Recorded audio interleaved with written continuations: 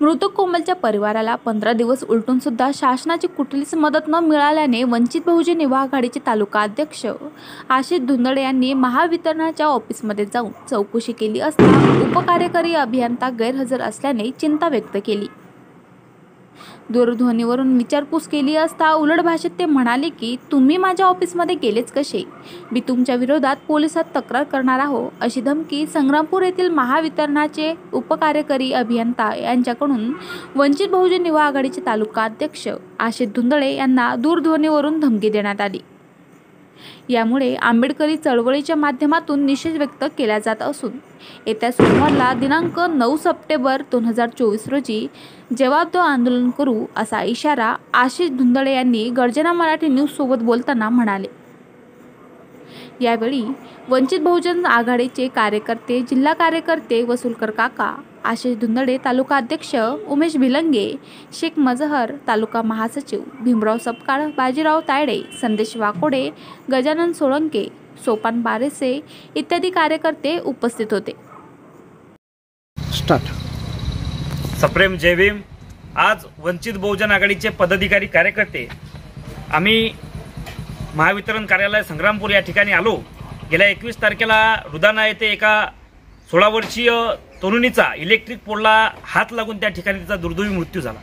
आम्ही ते प्रेत सुद्धा या ठिकाणी या कार्यालयाला घेऊन आलो होतो की आम्हाला या मुलीच्या ज्या वायरमनच्या हलगर्जीपणामुळे आणि निष्काळजीपणामुळे, नाकर्तेपणामुळे या ठिकाणी या मुलीचा जो बळी गेला, दुर्दैवी जो अंत झाला, त्याला सर्वस्वी जबाबदार असणारे वायरमन यांना त्या ठिकाणी निलंबित करावं असं या ठिकाणी आम्ही गेल्या 26 तारखेला एक निवेदन या ठिकाणी महावितरण कार्यालयाचे उपकार्यकारी अभियंते यांना दिलं।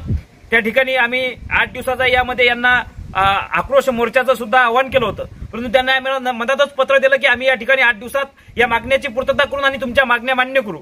परंतु आज या मागण्या संदर्भात आम्ही या महावितरण कार्यालयाला विचारणा करण्यास आलो असता आम्ही सर्व पदाधिकारी कार्यकर्ते या कार्यालयामध्ये बसलो।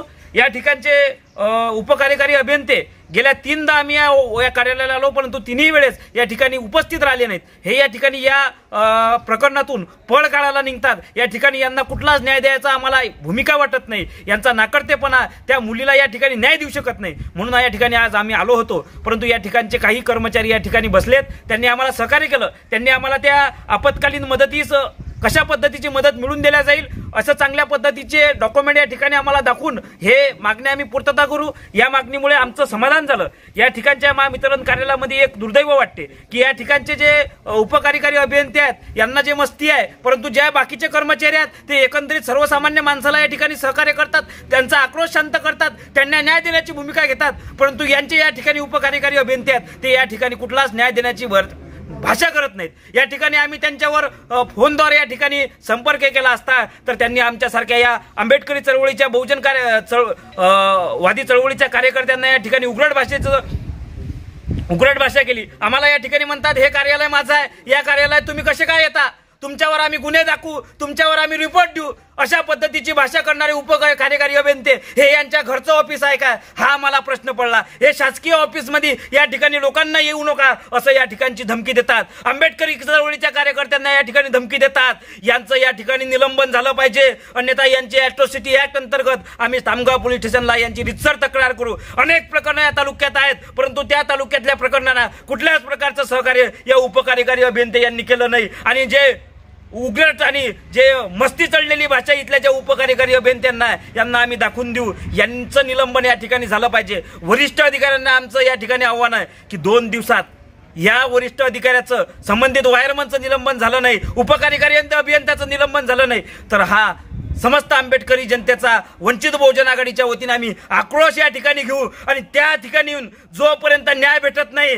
या अधिकाऱ्याचं निलंबन होत नाही, तोपर्यंत हा मोर्चा आमचा इथून हलणार नाही। म्हणून निष्काळजीपणा असणारा आणि हुकुमशाहीसारखा वागणारा हा कार्यकारी उपकार्यकारी अभियंता याचं सुद्धा निलंबन झालं पाहिजे। याच्या पाठीशी कोणाचा हात आहे का, याला कशाची मस्ती आहे हे सुद्धा या ठिकाणी उघड झालं पाहिजे। याचं निलंबन महत्वाचं आहे। याचं जोवर निलंबन होणार नाही तोपर्यंत हा लढा आता शांत राहणार नाही। याचं निलंबन करा असा इशारा या माध्यमातून या वरिष्ठ MSCBच्या वरिष्ठ अधिकाऱ्यांना देतो। त्यांनी तत्काळ याची दखल घ्या, याचं निलंबन करा आणि तालुक्यामध्ये शांत आणि सलोख्याचं वातावरण निर्माण करा असा इशारा या माध्यमातून यांना देतो। गर्जना मराठी न्यूज करिता उदयभान दांडगे, संग्रामपूर, बुलढाणा।